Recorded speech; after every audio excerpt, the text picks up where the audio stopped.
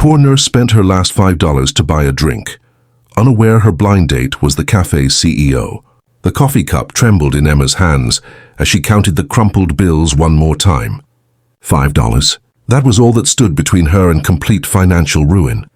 She had exactly 30 minutes before her blind date arrived, and she couldn't even afford to order 2 drinks.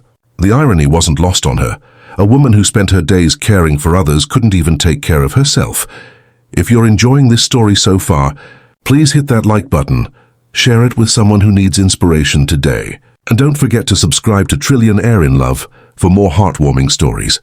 Your comments mean the world to us, so let us know what you think below. Emma Martinez had been a nurse for 7 years, and she'd never imagined her life would come to this. She'd always been the responsible one, the caregiver, the person everyone could count on, but life had a cruel way of testing even the strongest souls. 3 months ago, her younger brother had been diagnosed with leukemia. The medical bills came flooding in like a tsunami, drowning every penny she'd ever saved. Her insurance covered some of it, but not enough. Never enough. She'd picked up extra shifts until her body screamed for rest. She'd sold her car and took 2 buses to work. She'd moved from her modest apartment to a tiny studio with walls so thin she could hear her neighbors breathing at night. And still it wasn't enough. The debt collectors called at all hours. The hospital payment plans piled up. And her brother, sweet 22-year-old Daniel, kept apologizing for being sick, as if he had any control over the cancer cells multiplying in his blood. The blind date had been her best friend Sarah's idea. "You need something good in your life, Em," Sarah had insisted, practically forcing her to agree. "Just one evening, 1 hour. You deserve to feel like a normal person again." Emma had almost cancelled a dozen times. What did she have to offer anyone right now? She was exhausted, broke, and emotionally drained. Her scrub still smelled faintly of disinfectant, even after washing. Her hands were dry and cracked from constant sanitizing. She couldn't remember the last time she'd bought herself anything that wasn't from a thrift store. But something made her show up to the Meridian Café that Tuesday evening.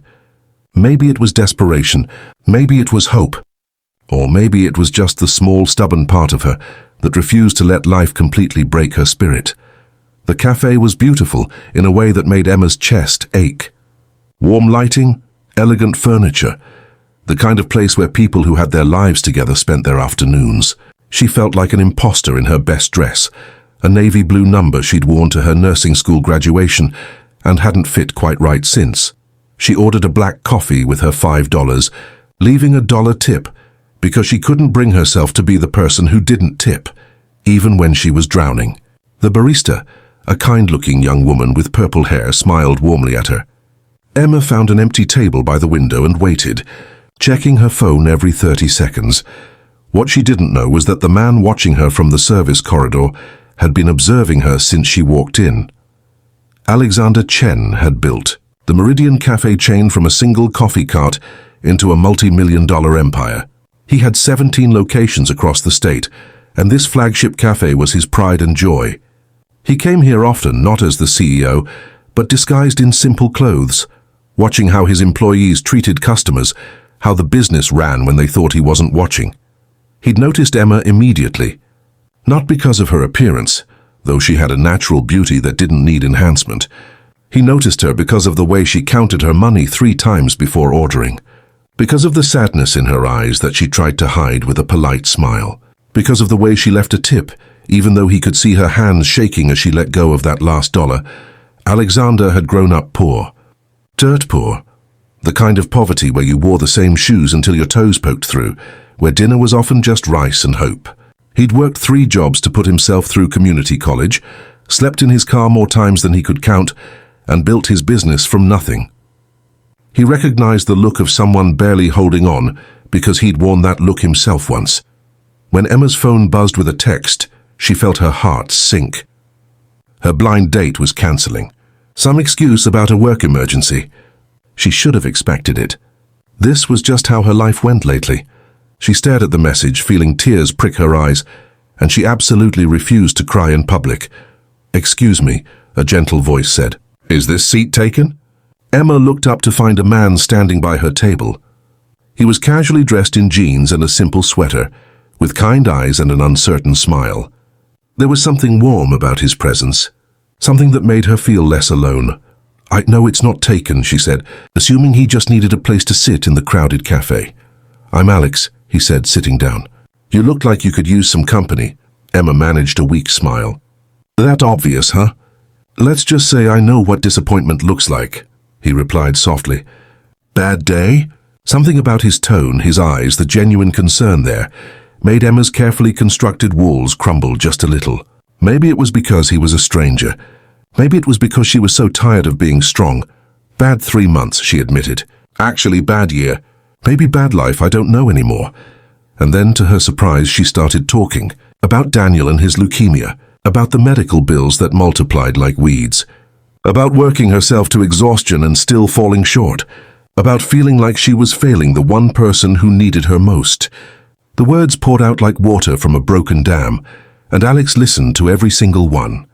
He didn't offer empty platitudes or useless advice. He just listened, nodding occasionally, his eyes never leaving hers. When she finally ran out of words, he reached across the table and gently squeezed her hand.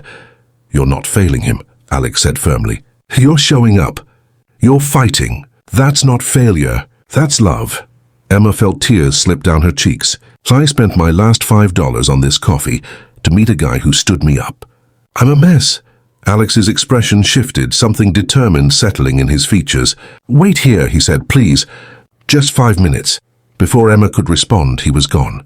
She sat there, confused and emotionally raw, wondering if he'd just left her too.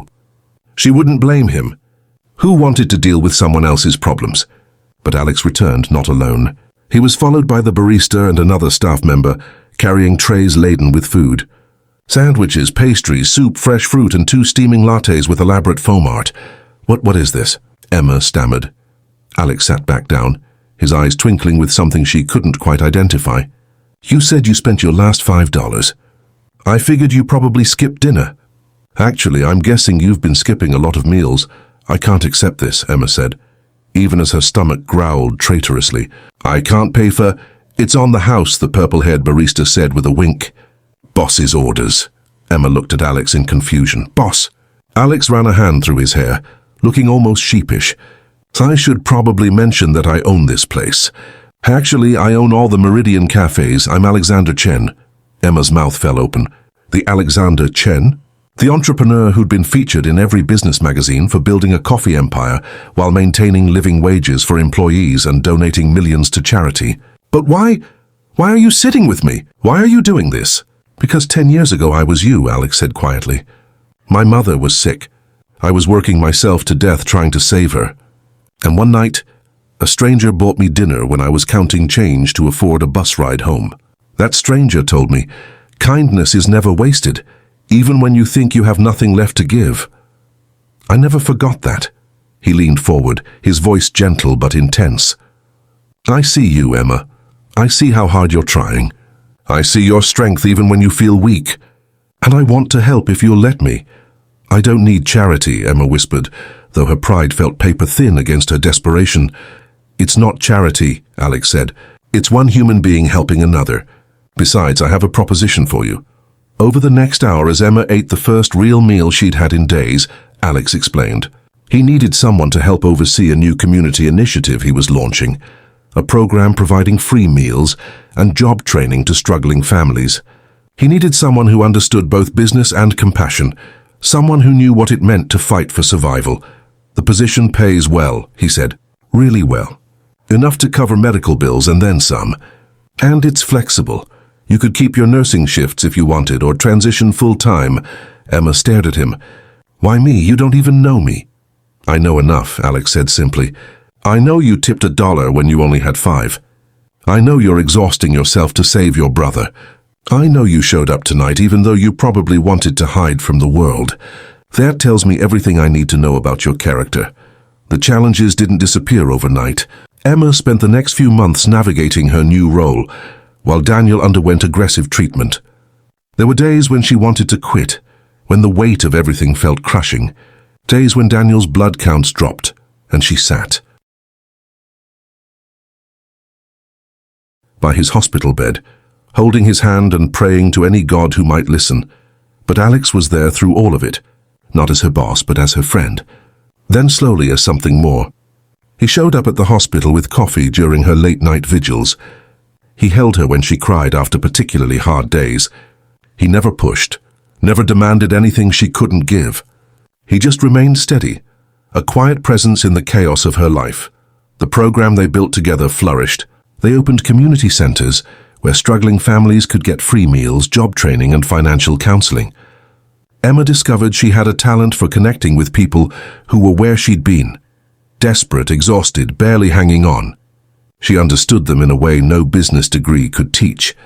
Daniel's treatment was brutal, but he fought hard, and having the financial burden lifted, being able to afford not just treatment but proper nutrition and support care, made an enormous difference. 6 months after that night in the cafe, Daniel's cancer went into remission. A year after the blind date that never happened, Emma and Alex stood in the flagship Meridian Cafe, now transformed for an evening event. They were launching their 10th community center, and the room was filled with people whose lives had been changed by their program. People who'd been given second chances, just like Emma. "You know what's funny?" Emma said, looking up at Alex. "My friend Sarah never told me who she'd set me up with. The guy who cancelled. I found out later it was her second cousin, some finance bro who thought nurses were beneath him." Alex laughed, wrapping his arm around her waist. "His loss became my greatest gain." "You saved me that night," Emma whispered.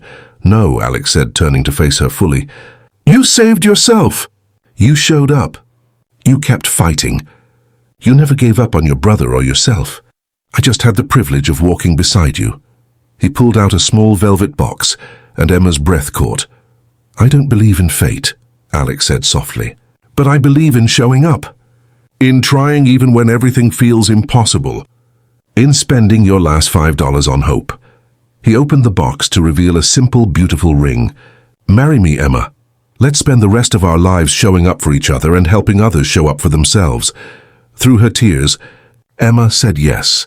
Their story became the foundation of everything they built. The Meridian Foundation grew to help thousands of families escape poverty's grip. They shared their story not for attention, but to remind people that your worst day might be the prelude to your best life. That showing up matters. That kindness compounds. That the $5 you have left might be the beginning of everything. Before you go, I want to remind you to like this video, share it with someone who needs hope today, comment below with your thoughts or your own story of unexpected kindness, and please subscribe to Trillionaire in Love. Your support helps us create more inspiring content. Remember, your current struggle is not your final destination. Keep showing up. Keep fighting. Your breakthrough might be closer than you think. The next person who walks into your life might change everything. Don't give up $5 before your miracle. Thank you for watching, and I'll see you in the next story.